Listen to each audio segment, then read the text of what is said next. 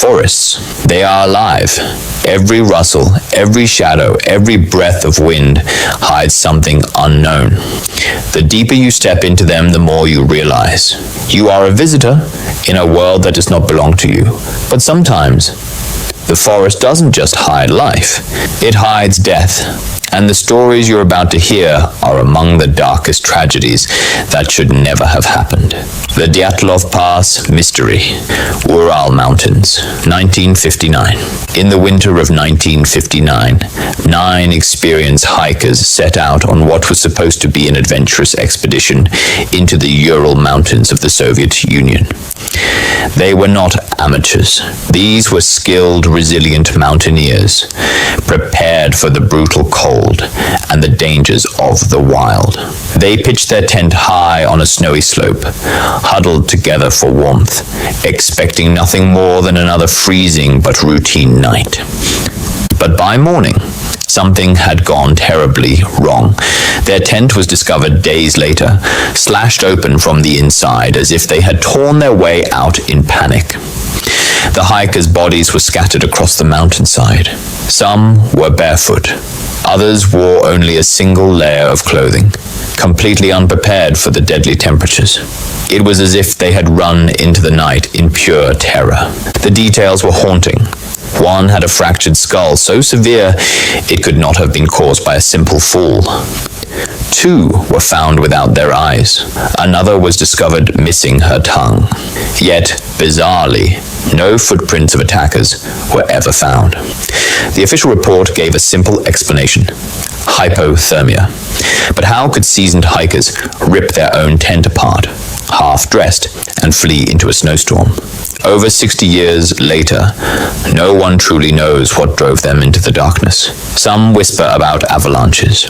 Others talk about secret Soviet weapons tests.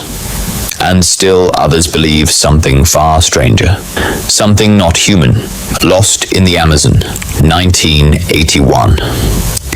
In 1981, a young German traveler ventured deep into the Amazon rainforest. The locals told her it would only be a short walk, just a few hours to reach the next village. But the jungle is deceptive. What looks like a simple trail can twist endlessly. And soon she was lost. Her first night was a nightmare. Clouds of insects swarmed her. Mosquitoes, ants, biting flies. Her skin was covered in welts and swelling. With no tent, no food, and no clean water, she was utterly vulnerable. She tried to follow the river, the only guide she had through the endless green maze.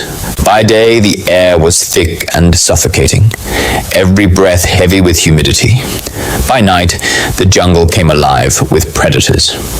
Jaguars roared in the distance. Snakes slithered through the undergrowth, unseen but always there.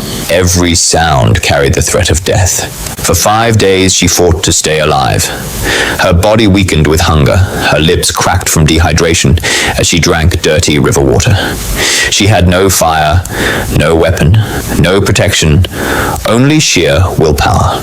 And then, on the 5th day, staggering, half-conscious, she stumbled into a small village.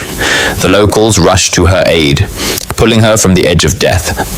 Later, when asked about her ordeal, she said something chilling. In the jungle, silence is the most dangerous sound, because it slowly kills you. She had survived, but barely.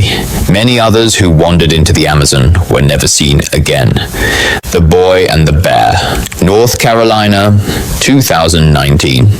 In 2019, a family gathering in North Carolina turned into every parent's worst nightmare.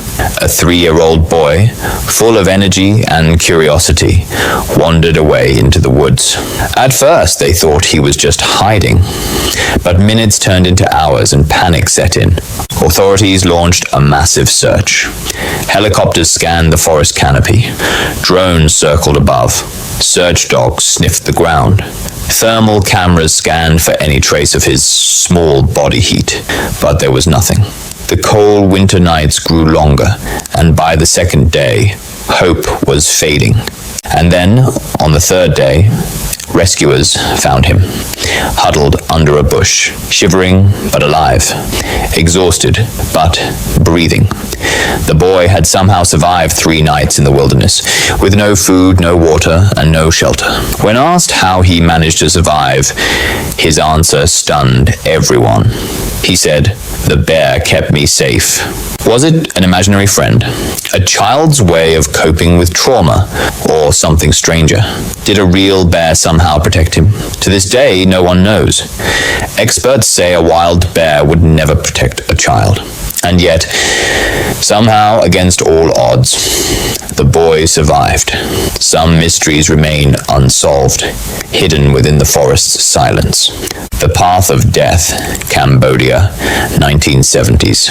During the brutal Cambodian Civil War in the 1970s, thousands of villagers fled their homes, desperate to escape violence. Many believed the forests would protect them, that the trees would hide them from soldiers and bombs. But the forest held other horrors. One path in particular was remembered in whispers as the Path of Death. Families carrying children, the elderly, and the wounded walked carefully, unaware of what lay ahead. Suddenly, the ground beneath them gave way. Hidden bamboo spike pits, deadly traps buried beneath leaves and soil, tore into their bodies.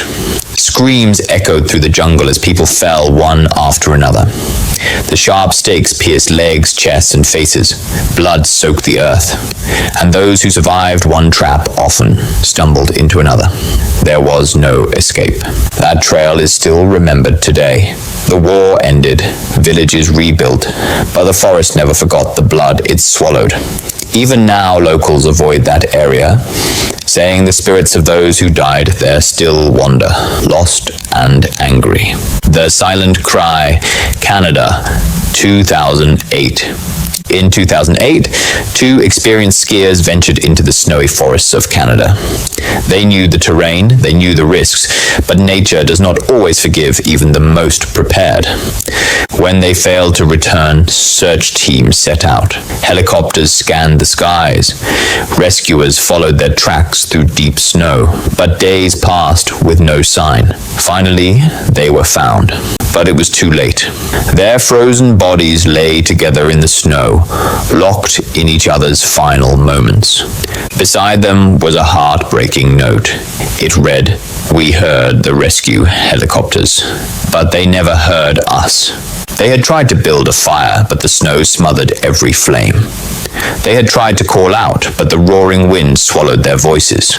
Rescuers had been only a few hundred meters away, but the forest had silenced their cries. Their story is a chilling reminder. In the wilderness, survival depends not only on skill, but on luck. And sometimes the forest decides your fate. Forests give life. They are the lungs of our planet, the source of water, food, and shelter. But for the lost, the unprepared, and the unlucky, they take life just as easily. Some deaths are caused by nature, cold, hunger, predators.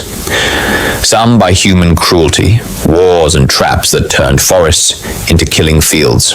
And some remain shrouded in mystery, events that no science, no investigation can fully explain. The next time you step into the woods, remember this: the forest does not forgive mistakes.